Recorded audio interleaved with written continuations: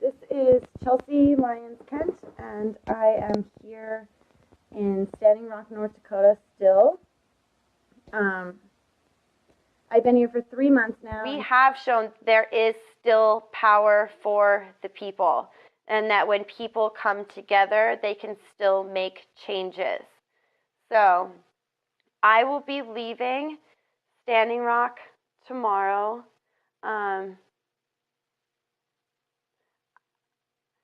I will never be the same after coming to this place. I will never, ever be the same after coming to this place. I do not know how I can ever go back to just working and ignoring all of this. And I'm not going to. I'm not going to. I don't know how to go back to living in my box. I don't know how to go back to like paying rent and using banks and, here in Standing Rock, we've had no money transactions. No money. It's just like giving and sharing and, being part of a community, which is the way that things are supposed to be. This is like how we were designed to live, was to be around each other and to help each other.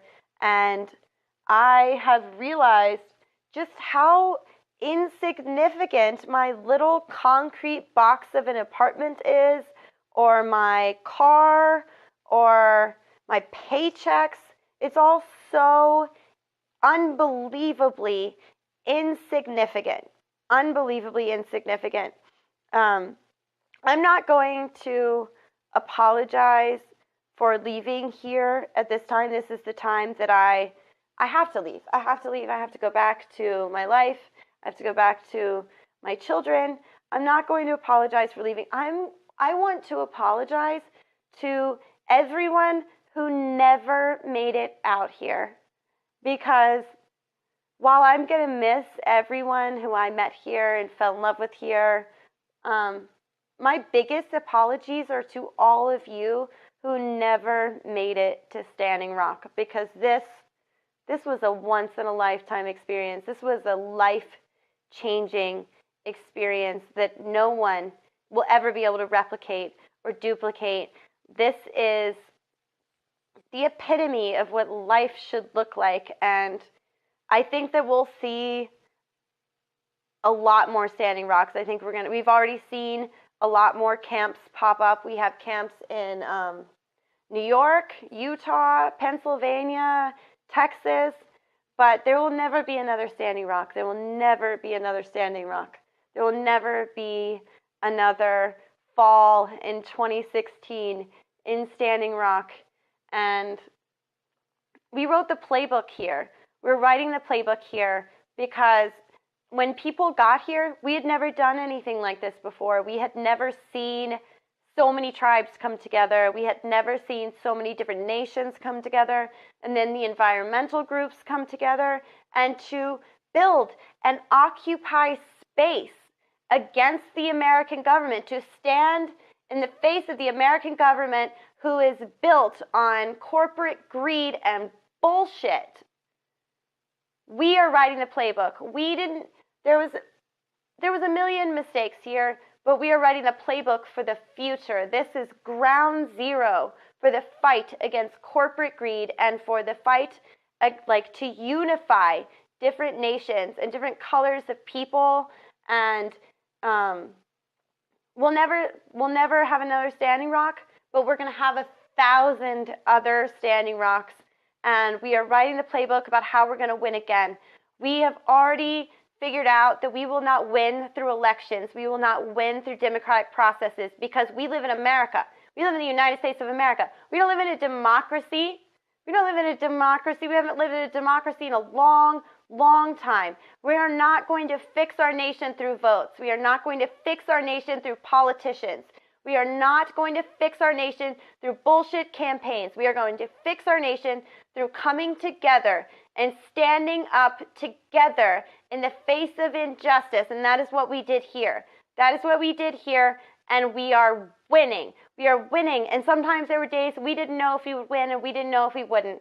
And we did it anyways. And We broke apart from the system. We moved on to sovereign land. We stopped giving them our money. We stopped giving them our resources. And we told them that we see what's happening. And it worked. It worked. And we're going to do it again and again and again. And there we have a million things that we need to fix at this point. Our planet is dying in front of our eyes. It's dying in front of our eyes, in front of our children's futures are dying in front of our eyes. And here we stood up to fight back against that, and it has worked. So we will not just restore democracy through our presidential candidates. As much as I love Bernie Sanders, we proved that wasn't going to work. So the only thing that is going to work now is continuing to do things like we did here and figure out what the next fight is. I will never be the same after this. I will never be the same after this. I will never, ever be able to go back to my 9-to-5 job in my stupid apartment where I have to pay electricity and live in the way that colonialism has designed for me.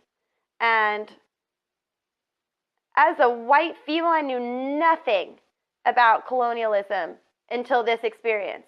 I came here to fight for the water of 18 million people, had no idea that I was going to get schooled on colonialism and just how many different ways that we need to change, that it goes so far beyond pipelines. It goes through the pipelines, through the banks. It's everything. It's everything. We can no longer continue to live like this because we as a colonialist people have decided that our comfort levels are more important than the planet or even our just very own survival. We are willing to give up our very own survival just to keep our small bits of comfort, like cars and McDonald's and grocery stores.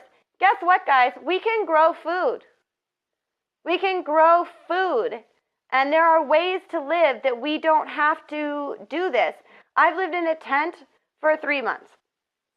While I would not recommend living outside in a North Dakota winter, there are so many ways that I've learned through this process to build communities that are not a slave to their system, Why, we're living in army tents that are heated, and yet we have thousands upon thousands of homeless people in this country. Why don't we have army tents out? Why are we not putting up places for them? It's so easy. It is so easy to adapt to a way of living that is sustainable, but yet we still choose not to. So I have spent 3 months learning that it is entirely possible to live off the land, because guess what? The land provides everything we could possibly need to survive. It has, the whole time. That's how we got here. The Industrial Revolution was what? How long ago? Not that fucking long ago. But we've been here for thousands of years, figuring this out and living in communities that help each other as just in my own personal view, as a parent, I've never lived in a community that very much helped each other. I can't go to my neighbors and be like, hey, can you watch my kids for a minute? No, that's not a thing you do in America. But at Oceti-Sakowin, that is a thing that you do. You go by, you talk to your people, and if you need something, you get it, because that's what communities do. So I don't know what I'm going to do after this, but I will never, ever go back to the way that things were before. I am not the same as I was before, and it is time to incorporate all of the lessons that we learned here, not only into other camps, but into our own personal lives, because we can live this way. We can go off the grid. We can stop being a part of the system as long as we are living in our little box apartments and going to our grocery stores and paying our electric bills and putting gas in our cars and keeping our heaters on, even though we've had fire for, I don't know, forever, that we are still a part of that system. We are still paying into that system. We are still making that system possible. And I am not going to continue to make that system possible. It is our duty as a people to fight for the life of our planet and the lives of the people around us. And that requires breaking away from this system, not paying into this system, because the only reason that this system is able to continue is because it is profitable. It is profitable to be an electric company. It's profitable to be a gas company. It's profitable to be Walmart. Walmart is profitable. The only way that we fight against these systems is making them not profitable anymore. How we spend our money is the only power that we have. Coming together and fighting against them and breaking away from their systems is our greatest power. So while I am leaving Standing Rock, I am not going back to the way that things were before. Never going back to the way that things were before. I will never take a job at a corporation. I will never take a paycheck from a corporation. I am going to continue. I'm going to continue on a way that my heart says is okay. If I get a job where I get to do things like this and be an activist or be a reporter or, give back to my community, wonderful. Otherwise, no thank you. No thank you. I have figured out it's possible to live in a tent in North Dakota. And I would rather do that than ever go back to being a part of their bullshit system and the bullshit lies that they tell us. So that is what I've learned from Standing Rock. That is the message that I will continue to preach for the rest of my life, is that we don't have to be a part of this system. The system is there. That doesn't mean you have to buy into it. It is time to break away from that system and find new ways of living, find new communities. We can have communities all over this country. We can have Standing Rocks all over this country, anywhere. We do not have to live the way that they tell us to live because they tell us that we need the things that they're giving us. We don't. We don't. As far as I'm concerned, I want to go to Iowa. I want to go to Texas. I want to go to New York. I want to go to Pennsylvania. I want to continue to go to camps like this. I want to continue to fight for a climate revolution because we have already done enough to our planet, and it is time to start fighting back and making it possible for my children to have children 20 years from now. Standing Rock is coming right home with me, and nothing will ever be the same. And we'll be in D.C. for inauguration, and we're going to continue to fight back, not just against pipelines, but against the system, the corrupt system that has created this way of living for us that makes it impossible for us to live another way. And that's why people keep telling me, oh, well, you're going to need oil to fly home. Well, it's well, yeah, I do, because you guys created a system that makes it impossible not to. Today, we win against Apple. Tomorrow, we win against the entire system. Thank you all for all the support that you have offered while I have been here. Thank you guys, and I will see you later. Bye. Aloha.